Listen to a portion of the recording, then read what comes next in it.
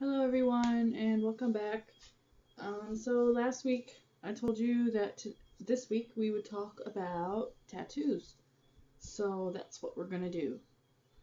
So first, we're gonna start with a little history lesson on tattoos in Japan, and I think it's really interesting. And I'm sorry if you don't, but it is really interesting. So you should listen. So I took notes so that I can not forget anything. So tattoos or irezumi in Japan um, are pretty taboo in America and basically, well, in a lot of places in the world. Tattoos are kind of, you know, whatever. A lot of people have them. It's not really a big deal unless it's my father, and then it matters a lot. But that's beside the point. But in Japan, it's still pretty taboo if you have a tattoo. So, without further ado, um, tattoo tattooing was believed to be for spiritual and decorative purposes as far back as the Jomon. I'm not sure if I'm saying that right. Jomon or Paleolithic period, which is around 10,000 BC. Scholars believed that the figures and things that were found, there would be corded patterns like on their faces and bodies, and they would believe those to be tattoos. That is pretty debatable. A lot of people believe it, a lot of people don't believe it, so that's kind of hearsay. Um, then in the Yayoi period, which was around, hang on, 300 BC to 300 AD, tattoos were thought to definitely have a spiritual significance as well as representing status in society. And I'm going through these periods very quickly so this doesn't get too long.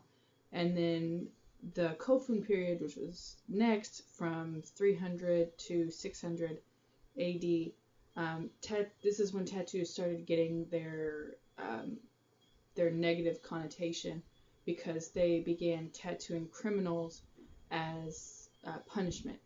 So if everybody, people looked at you and you had tattoos, um, you were a criminal, basically. And inserting a pop culture thing, because I absolutely love Samurai Champloo, Mugen in Samurai Champloo has the tattoos on his wrists and ankles because he's a pirate and a criminal, and I believe it's actually mentioned a few times in the show. But anyway, moving on. Then the Ainu, who the Ainu are an indigenous people to Japan, were known to have decorative tattoos. Um, yeah, so uh, yeah, so that's pretty cool. Anyway, then the Edo period. This period, tattoos kind of fluctuated on whether they were bad or not so bad. They were still used on criminals, but there were fads that started coming where people would get tattoos for decoration or because they liked it. Um, ah, it was the Edo period that really started the decorative tattoos that you associate with Japan today. So all the really intricate art that you see is really started in the Edo period. It got out of just patterns and things like that to actually being pictures. So they were developed by um, woodblock artists, so printmakers, because printmakers would chisel their pictures into blocks of wood, and then they would, dip it in ink and make their print. My art history teacher would be so proud. Anyway, so these prints would be really beautiful, intricate pictures like, ferocious tigers and heroic men in heroic scenes and dragons and, all these really cool looking things like that, what we see on tattoos, like the Japanese tattoos today. So woodblock artists actually were becoming tattoo artists. They were taking these pictures that they created for their prints and putting them on the human body, and they were using the same tools that they used for their printmaking. So um, so gouges and let's see what else, chisels. So yeah, it sounds pretty awful. But so they were using gouges and chisels, but they were also using Nara ink, which is really famous. It was called Nara ink or Nara black, and the reason it's famous is because when it's inserted under the skin, it gets that kind of blue-green color to it. So that kind of shows that it's the real traditional Japanese tattoo. So, and there was a debate. There's a debate still actually on whether during the Edo period lower class citizens wore tattoos or higher class citizens wore tattoos. Nobody's really sure which it was. Some believe that the higher class, like the merchants, because the government forbid them to flaunt that they were rich in this period, so some people believe that they would wear the irezumi under their clothes, like the really expensive irezumi under their clothes, to kind of like a, I have money, I have a lot of tattoos status kind of thing. But it was for sure known that tattoos were associated with firemen, because firemen were seen as this very heroic, roguishly handsome thing. I read that in my research. I didn't come up with that on my own. But so they would also, but the firemen would wear the tattoos as spiritual protection, which takes us into the Meiji period. It was in the Meiji period that tattoos were actually outlawed, and this was because Japan's government wanted to have a good image and to impress. Well, I don't know about impress, but make a good impression on the West. So they outlawed tattoos, and this is when it really started being associated as a criminal thing if you have tattoos. They were legalized again in 1948, but despite the fact that they had been legalized, it was still associated with criminals and Yakuza and things like that. So that's why today there's a lot of negative outlook on tattoos. But with Japan's youth today, tattoos are becoming more popular because of the West. Obviously, in America, tattoos are everywhere. Almost as many people, if not more, have tattoos than people that don't. I think. I don't really know, but I just kind of said that. So anyway, but despite the fact that they are becoming more popular, they're still not widely accepted. For example, in 2012, the mayor of Osaka started a campaign for companies to get rid of people who had tattoos. Basically, they said, if you have tattoos, you can either get rid of the tattoo or you can leave this job and you can find another job. So that kind of shows you that today companies still, if you have tattoos, they're not interested, kind of thing. If you're applying for like JET, I remember when I filled out the JET scholarship form, that thing, there was a section that asked if you have piercings or if you have tattoos, and so it may not hurt your chances of getting in, but I'm guessing that they had that there for a reason, because in a lot of schools they don't want the kids seeing the tattoos.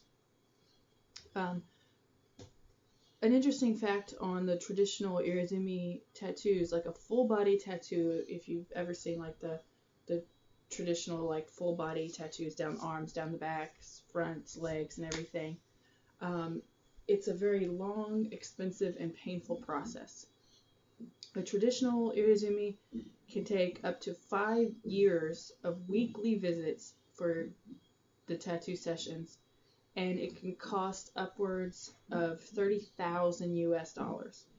And that's, it could be more, it could be less, so for a full body tattoo. So it's really, really expensive, and long.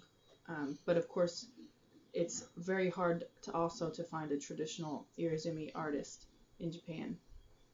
But anyway, so that brings me to what I've experienced myself being here in Japan and having tattoos. I've not received any like open scorn, like, "Ugh, I can't believe you have tattoos." I think it's different if you're a foreigner too, because they know that, it's way more accepted in America than it is here. So, it's kind of one of those, okay, she's foreign, she has tattoos, no big deal. I think if you're Japanese, there's a bit more scorn involved.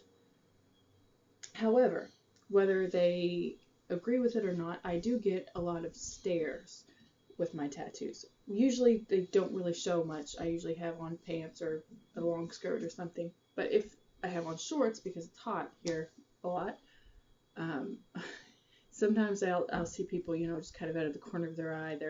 I can tell that they're looking. Or older people especially will just plain stare. Like they just don't even care. They know you can see them. They don't care, and they'll stare. So it's all a matter of if you want to show your tattoos, that's fine. But be prepared to be looked at, because people will look at them. Kids especially are pretty fascinated with them. I do not let my tattoos show at school. It kind of sucks because during sporting events and things like that, some teachers will wear capris, or they'll wear, just long shorts, things like that. And it's great because it's hot, but I can't. I have to wear pants because I have tattoos on my ankle and on ankle and top of my foot. And so in order for me to keep them covered so that the kids can't see them, I have to wear pants all the time, which can suck, but it's one of those things. But occasionally kids will catch a glimpse, because I have across my shoulders too. They'll catch a glimpse over the top of my shirt. They'll see a tattoo. Like, "Oh, Heather Sensei, tattoo. They're, oh, sugoi, it's so cool." And I'm like, I try to play it down because they're, it's not good, and I don't really want my teachers to, to notice it too much. But I think, most of my teachers know about my tattoos, that I do have some, and, they don't really care. So, let's see, what else? Let's see. I haven't seen many people here with tattoos, like Japanese people. I definitely haven't seen young people. I don't see any, like, teenagers with tattoos, early 20s. I don't see anybody that age with tattoos. The people that I have seen have been older, and usually, like, tougher looking, kind of, you can tell are like the bad boys kind of thing, that have the tattoos. And so yeah, there's that. And then finally, if you have tattoos, you cannot get into onsen, which is the hot springs. You cannot go into some gyms, or if you do go into the gym, you have to make sure that your tattoos are covered. This is something I didn't know. I did know that you couldn't get into onsen with tattoos, but actually public pools as well. You can't get into public pools if you have tattoos showing. Did not know that until I got here. I did find out, asking around, that there are some hot springs, some onsen, that will allow people with tattoos. I think they're like privately owned or whatever. So you can get into it, they're just harder to find. So just a fun fact if you have tattoos and you want to go into onsen in Japan. I think that's about it. I actually took notes this time, so I don't think I forgot anything, and I'm pretty excited about it. But this is getting really long, so I'm going to go. And I will see you all next week. Thanks. Bye.